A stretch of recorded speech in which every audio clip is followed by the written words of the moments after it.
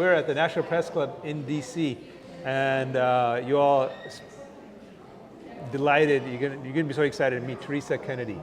She's incredible. She came here all the way from New Jersey to get involved with setting the agenda, the future of blockchain and crypto as we kick off Congressional Crypto Week. And Teresa, how was the day? We're wrapping up the day today. How was it? It was amazing. I learned a lot about what's new and what people are doing as they're integrating blockchain technologies and AI, which is different today than it was even a year ago. So just being able to be at the forefront of what other people in the industry are working on, how they're solving problems with AI and blockchain, it's been amazing. Incredible. I'm so glad you made it. So now the organization, repeat again, the organization you're with? Yes, so I'm the president of the Black History Foundation, and we are a 501c3 domiciled in Wyoming, even though I'm in Atlantic City, New Jersey. We have board members all across the United States and even outside of the United States. And we are working on using technology like blockchain and artificial intelligence to create a debiased chatbot called Black History GPT, as well as a blockchain and a decentralized autonomous organization, a decentralized decision-making entity, a group of scholars and people who are expert in the field of Black history to come together and curate data for a blockchain to make our history immutable.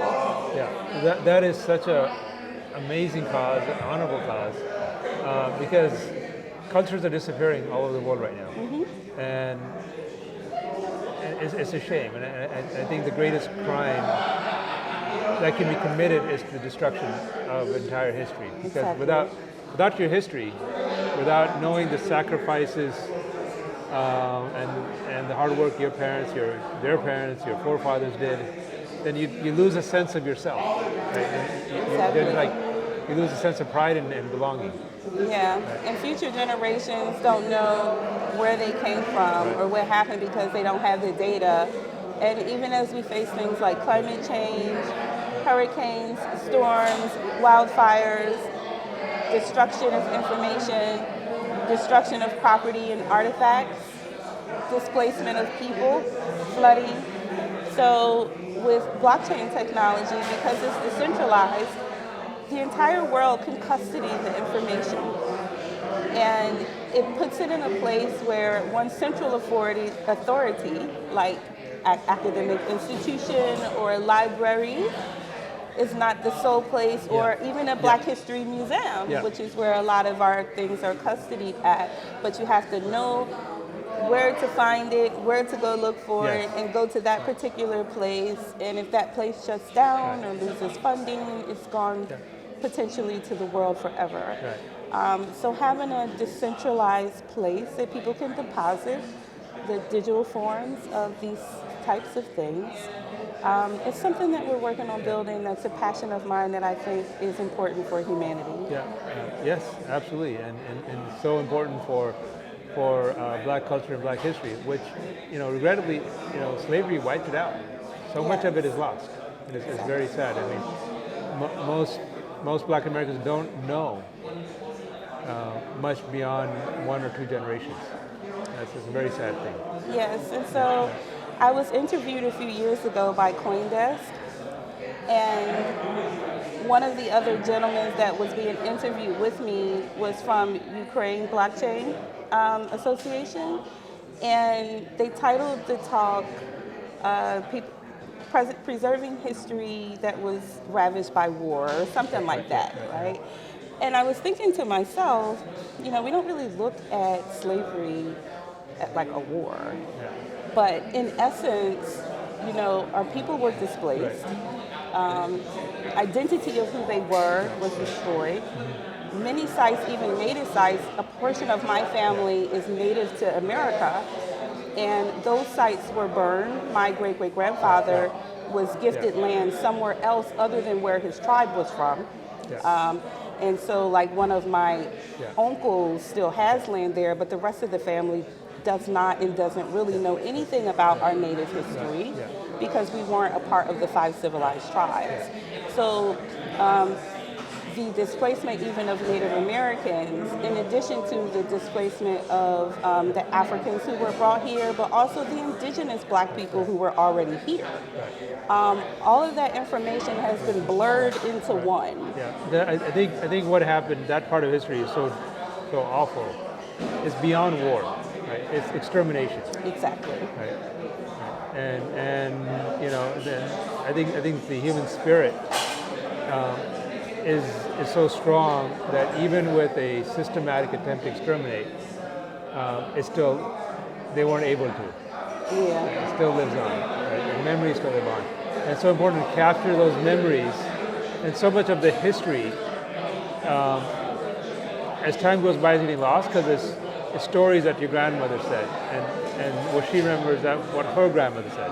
And we got to get those stories, get those recorded, and store them on chain, and have them power an AI. But we want them to store them on chain, not stored at Google, which is subject to corruption. We want it on It's chain. centralized. Yeah, You right, know, right. Google is centralized. Right. There's a lot of nonprofit organizations that have digitization of history projects Yeah, that right. they do. Right. If they're not centralized, Yeah. you know, they're hard to find. They're cumbersome. Yeah. You know, even things that are like tour providers. Yeah. You know, Black historical tour providers, which was a part of why I started this, because I was always interested in doing Black historical tours.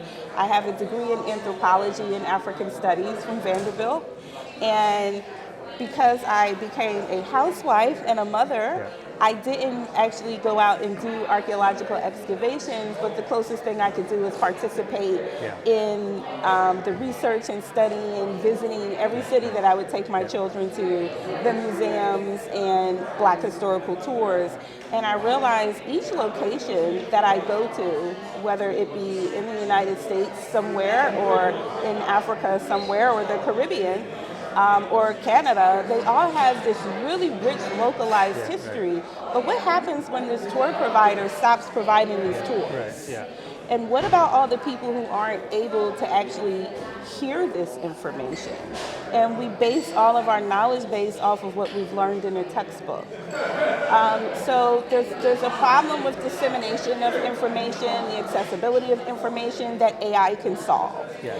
AI can make that information accessible, but we want to be in control of the information as historical people who care about Black history and make sure that it is truthful, which is an entire process in and of itself. Yeah. But it is the work of Ma'at. In ancient Kemetic times, you know, Seshet was over the scribes, and according to the ancient Egyptians, the inventor of the hieroglyphs. And Ma'at was the symbolic, I perceive them as like school mascots, which is kind of where the term alma mater comes from, meaning nourishing mother. But Ma'at is the one who presides over the truth and making sure that knowledge contained in the scripts, the data, is actually truthful and it serves the people in a divine way, in a truthful way. And so dealing with ethics in AI is what I have been focused on over the past couple of years, and making sure that we produce a product as the Black History Foundation that will allow people to be able to search Black history and get the truth of Black history and be able to explore the truth of Black history, because it is very difficult with the current AI models that are out there They don't today care. that are trained on bad data. Bad data, and they don't care. It goes back to what I was talking about, is you have to have a DNA of empathy. And talking to you, I can feel your empathy for your history and sorrow of that. Yes, it's been a lifelong passion of mine, and I hope to be able to make a dent someday in solving the problem of what is Black history. You're making a dent every day. Now, you are doing it, and you can be, I can feel the energy that you bring with you. Thank you. I mean, we're at a really important time in humanity where we can lose data and information, we can save it before it disappears. we can save it We can before sa- it disappears. And it's so important to save it. And I There's want to be a so part of much that. wisdom and knowledge that has to be saved. Yes. It's for everybody. And right it's now not- in 2025, Yeah. we're at a point where we can save it before it's lost, and we have the technology to help facilitate doing that. You're amazing. I mean, I'm so glad you're at the helm of this and that you're the president of the association. It's my honor. I prepared myself, Yeah. even while raising my 5 children and, dealing with regular everyday life struggles. I made sure that I studied my culture and my history to be able to teach my children, and also the technology. I went and got an MBA in technology management. I learned about computers, even though my passion was in social sciences and humanities. I even 25 years ago, I felt like technology is going to help solve this problem. Studying is one thing, but there's got to be more.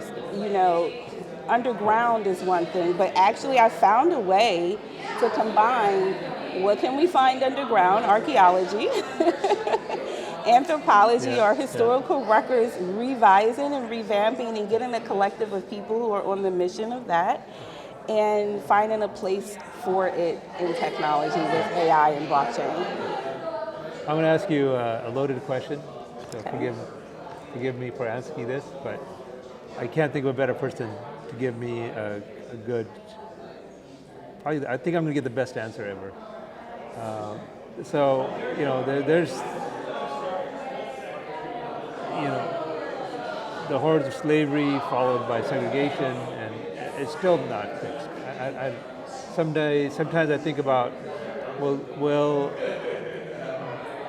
this awful history ever be fixed in America? What do you see as that race and the way race is the way this society handles race and handles its history? Do you see a solution to this? Do you see it ever being fixed in America? Yes, of course, and that's why I do the work that I do every day, and make the sacrifices that I make in life to be able to get it done and till we can get it to the public. Because I think, and this is just me personally, in my experiences of life, hard knock experiences of life, that when we operate from a place of misinformation, it leads to conflict. Yes. And generally people want to get along. But when we have misinformation that we're operating from, it's hard for us to reconcile our differences. And so that's why I think that discovering the truth of Black history is so important for the future of solving the problem of racism. I couldn't agree with you more.